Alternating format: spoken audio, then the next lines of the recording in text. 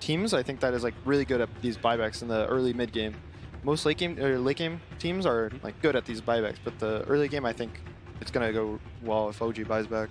Yeah, as I think you guys have probably figured out by now, we are in a short technical delay here. We are going to get you into the draft as soon as possible. But your point about buybacks reminds me of something. It's not just buybacks, it's also kills. The kill economy in Dota is really strange this year. Early kills worth very little, late kills worth a lot. So you'll see there was a match in the group phase. NIP was 30-30 in an Alchemist game in kills. They had a 40K net worth lead.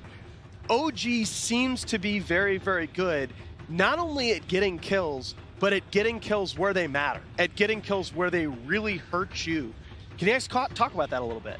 Early game kills are kind of weird right now because they increase the kill streak XP. Yes. Weird right now because they increase the kill streak XP. Yes. So now when you go on like a 3 kill streak in your lane, you get killed once, the enemy laner is the same level as you. So it's these kills are still important, but it's more important for the first 15-20 minute kills that you try to rotate them into objectives, or you make them the enemy have to rotate towards you. Because either way, you turn these kills into pressure. Just taking the kill and then staying in your lane, hitting creeps, it's not that good anymore. Yeah, like Anna was saying, they recently changed this XP thingy, where if you have a kill streak, you get like a lot more bonus experience. And some people are like really aware of that, and I think some teams, they didn't really catch on to that until a while ago. But I think OG, they're really good at them, at that. I also heard Matumba Man, like, he talks about this actively. Okay, this guy's a kill streak. Yes. If we kill him, we get a lot of experience, so it's great. And on top of that, OG are really good at kind of like rotating on a tower and killing a guy there and then kind of turning it into a tier 1 or a tower dive. So it's really interesting you said. It's like some players have turned this into a bounty system, where it's like, hey, this guy is really big right now. We get him. That's a lot of resources. It applies a lot more pressure on the guy that's ahead. Like if you're mid, solo kills the enemy mid, he ganks the enemy tri and gets like a triple kill, he's now dominating. You have to like relax now. You can't be this guy who just goes in, you're gonna get like 3 kills, you'll die, but you're like, oh, okay, they got like 600 gold on, their offlaner or whatever. It's all good, guys. I'm just gonna move on. Now, you get killed there, their offlaner's a higher level than you. So you have to make sure that, you kind of chill when you're having a good early lead, and that's why a lot of the more games are slow.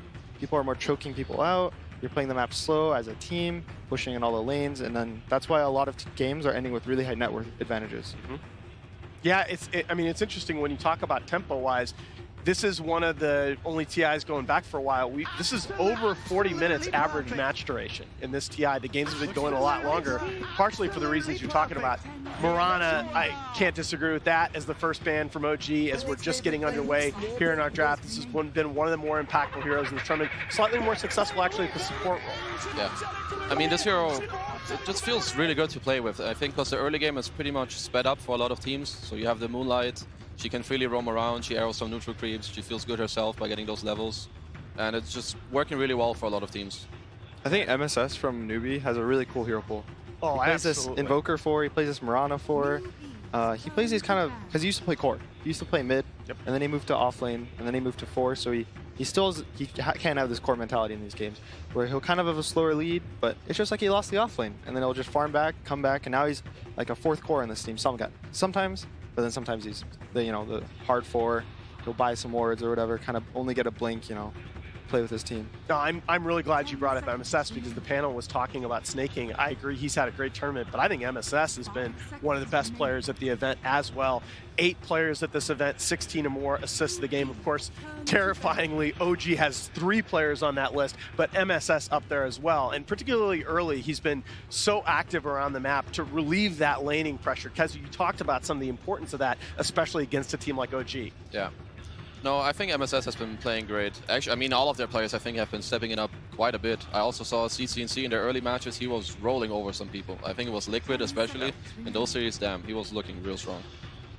So we also see the Chen. I was kind of worried for that. It gives this OG this early game tempo. It's one of the no-tail classics when he moved to support. He used to be a Meepo player, so he has this micro skill like built into himself. He's practiced it over the years. He played Meepo support too, but I don't think we're going to see that now. But this Chen ban, I think, is good for Newbee. With their bans, they're slowing the pace down. They're not giving away the Ench for the early game. They're not giving the Chen for the early game.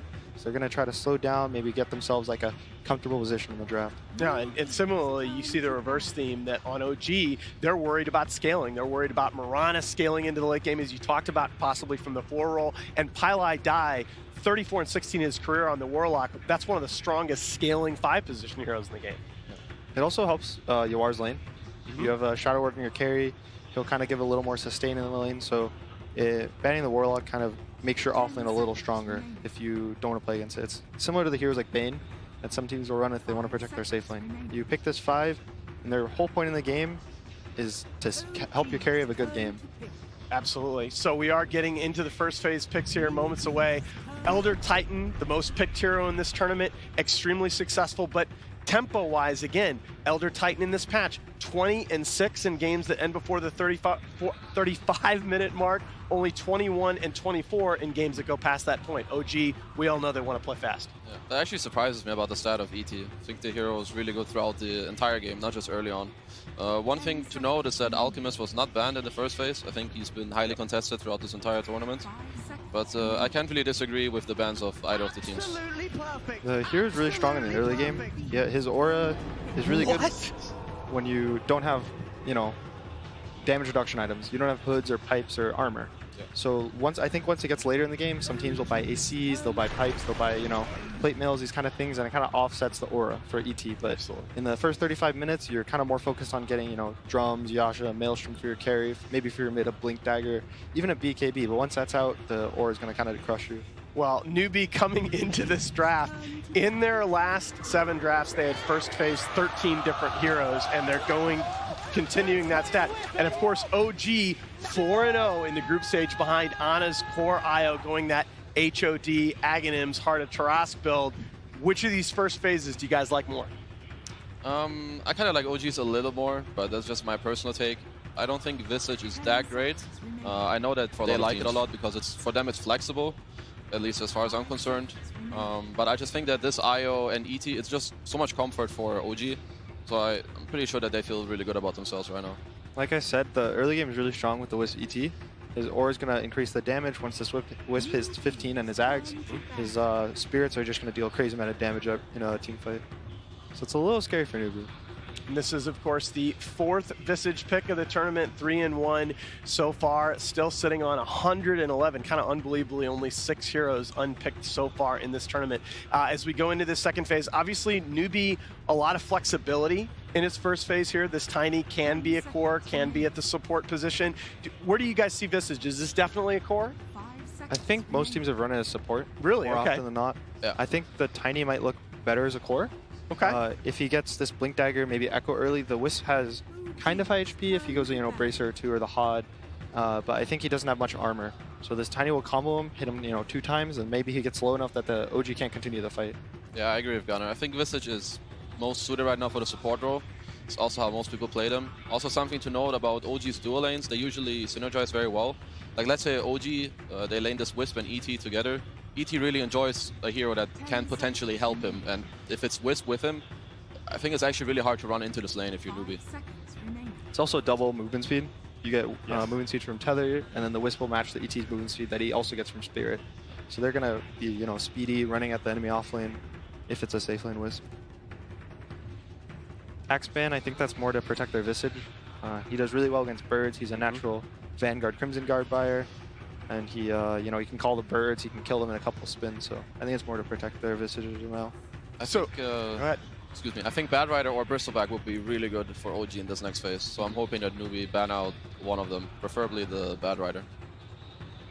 So you like Bristleback for the physical damage against the birds, and you like Bat Rider just for the laning? Bad Rider is just really annoying to deal with for these 2 heroes. Okay. He kind of burns through the Visage really fast. Same with Tiny, he has very low turn rate, and he's a slow hero on top of that. Also, it pairs really well with Relocate, at least for Bad Rider. And Bristleback is also just a very known counter to the bird. He just turns around, has his passive, and then passive reduces damage, and then he gets blocked by Vanguard, so he takes actually no damage in the game. Yeah. Yeah. So the Alchemist ban coming out in the second phase, you guys did talk about that in the first phase, been one of the more contested heroes in the tournament, second most banned. Actually, maybe first has moved ahead of Enchantress. Yeah, so from OG's ban, you can see they don't want a slow game. Because this Sven and this Alk in like a slower game, they're going to be able to farm. So the OG is kind of trying to get this like maybe a slower game with the Wisp, but they don't want to have this newbie in this comfort being in a slow game. And from Newbee, you can see they're a little scared of the team fight from OG. They're banning the Magnus with RP, banning the Axe with Call, they're banning the Tide Hunter with Ravage, banning these like team fight heroes you can kind of group around. Maybe they get a Blink Dagger, and then they frontline. So I think Newbee's kind of playing towards their slower style that they can fight into the enemy team without having to 5v5. I think this is, by the way, low-key one of this man, Snaking's best heroes, Beastmaster. He is 14-2 in his last 16 pro games on that hero, and I think this gives them the option of forcing that tempo early. Beastmaster plays very fast. I still think there is some chance that this Visage will be in that core role with the Beastmaster Aura. Oh, definitely could be. Definitely could be. The birds have a low BAT, I think, so they work much better with the Beastmaster Aura. Also, I think Beastmaster is a little undervalued right now for what he gives to the team. He pushes out lanes if he wants to just go boars, or he can even get Necrobook push out lanes by himself. But the more important one, I think, is the vision that he gives from his Hawk. He gives this vision, and teams are so much better at playing around vision these days. Sentries are a little more hard to come by, you only get 10. So this Hawk kind of scouts the whole team, and once you see a hero or two, you are free to farm the other part of the map. So the Rubik here for OG does give us some information here. With the Elder Titan being played almost exclusively in the support position, tells us more than likely this is going to be an Ana Wisp again.